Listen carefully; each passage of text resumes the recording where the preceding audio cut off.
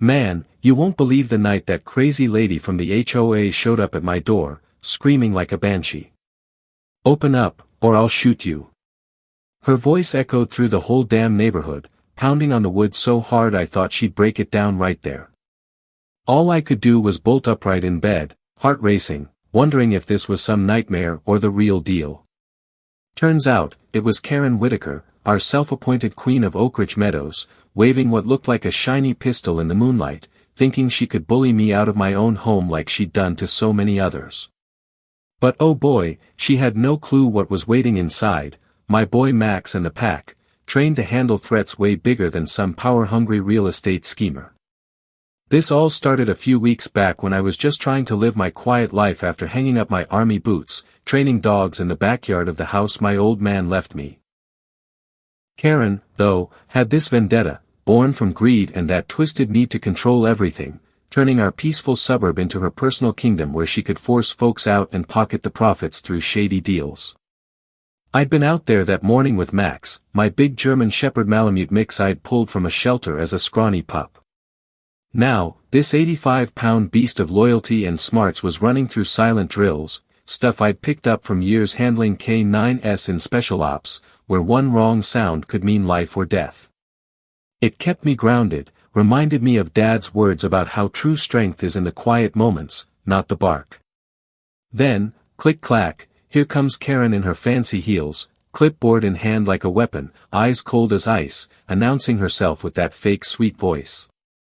"Mr. Harlan, we have a problem with your situation," she said, dragging out the word like I was hiding nukes instead of 3 rescue dogs who wouldn't hurt a fly unless provoked.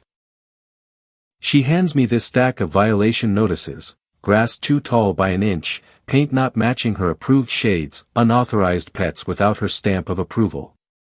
I just stood there, Max at my side, picking up on her vibe, his ears twitching, a low rumble starting in his chest because dogs, man, they sense predators before we do. I tried to stay cool, years of military discipline kicking in, saying, "Ma'am, these rules weren't in the original HOA docs I signed back in 19. I've read them front to back." But she smirked, that predatory grin flashing. "Oh, honey, we update monthly to keep standards high, and frankly, those mutts of yours don't fit our image, purebreds only, with papers, or else." It hit me then, her disgust wasn't just about rules. It was personal. Maybe jealousy over my independence or, deeper, her history of squeezing vulnerable folks out of their homes for quick flips, using the HOA as her throne to mask the scam she'd run in other states, elderly widows, single moms, anyone without backup. Max growled softer, and I felt that tension coil in my gut, knowing this wasn't ending with a polite chat. She gave me 72 hours to comply or face her hired goons from Vanguard Protection. As she strutted off, I whispered to Max, "Easy, buddy. We both know trouble when we smell it." That warning lit a fire under me. I couldn't just sit back while she tore apart what little peace I had left after losing Dad, with Max being my anchor through those rough months of grief, pulling me out of the darkness with his unwavering trust.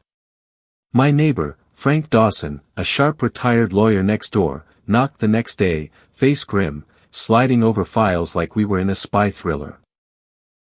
"Jack, this Whitaker woman's no joke," he said. "She's targeted 8 families already, picking on the isolated ones, slapping them with fines they can't pay, then sending Vanguard to intimidate them into selling cheap to Green Haven properties, which, surprise, splits the profits with her through backdoor deals." Frank's words hit hard. It wasn't random, it was calculated. Her past fraud charges, dropped on technicalities, fueled this empire of fear, preying on folks like me who kept to themselves. I dove in, using old recon skills, snapping pics of her meetings with Mike Torres, Vanguard's thug-in-chief, recording their chats about removing undesirables for cash. Man, the rage built slow, thinking of how she'd laughed about ruining lives over coffee. Meanwhile, I ramped up Max's training, not just basics, but tech stuff, nose taps to trigger cameras, non-lethal takedowns, even a collar cam for evidence. If she wanted war, I'd make sure every dirty move was documented. Then her daughter, Emily, dropped a bombshell text, "I've seen mom destroy too many. Here's proof of her PR hack scripting fake outrage online." Screenshots of paid smears called Max a menace, stirring up neighbors with lies about kids' safety and property values, all to isolate me further. But I wasn't going down quiet. I fired back with a video of Max's real side, gentle with old Mrs. Ellis next door, precise in demos with army buddies vouching for his control. It blew up, hashtag Max the Guardian trending, vets and trainers chiming in, turning her fear-mongering into my rally cry. Karen escalated, though, Vanguard cruising by at 3 a.m. with lights blasting my windows, trash dumped on my lawn for more violations, noises to rattle the dogs. Inside, it tore at me, that violation of my sanctuary, the home Dad built with sweat and stories, now under siege because she craved the land for some luxury flip.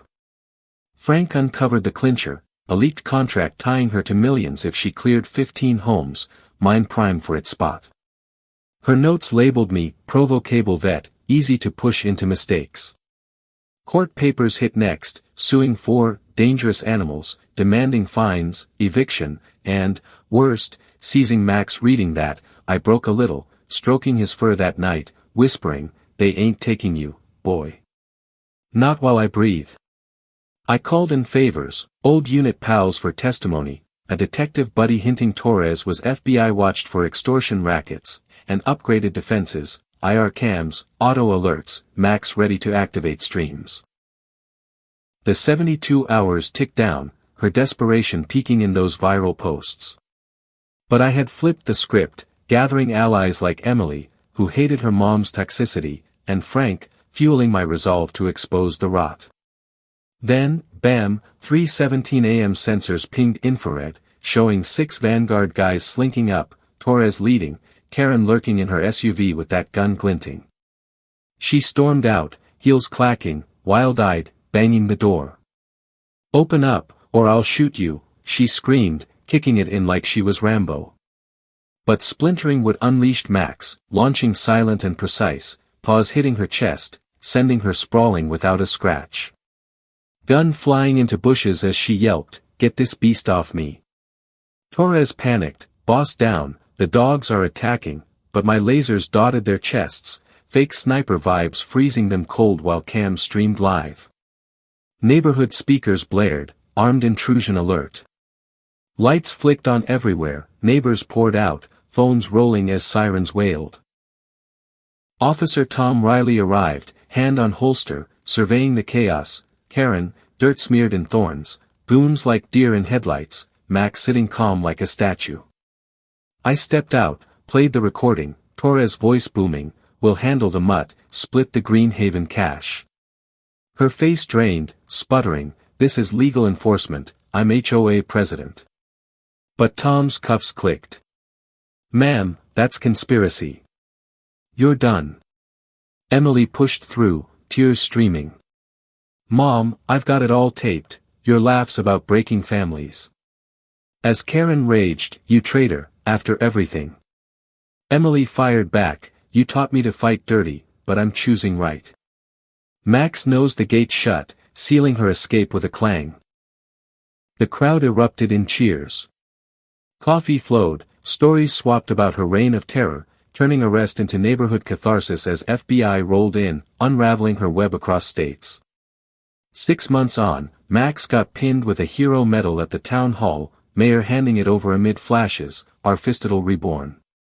No more fear, just real community, with Frank as president pushing transparency, victims buying back homes on seized funds. Karen's doing 15 federal for racketeering, Torres and crew locked up, her empire dust, sparking laws against HOA abuse nationwide. I started a K-9 center, training rescues with Emily's help, turning pain into purpose. Max, therapy visiting kids, reminded me Dad was right, loyalty wins. But here's the thing that sticks, was it justice or just luck? I had skills to fight. Could anyone stand up, or do systems still favor the Karens? What do you think? Ever dealt with HOA hell or seen power corrupt like that? Drop a comment below, share your story, hit like if this fired you up, and subscribe for more real talk triumphs over tyrants.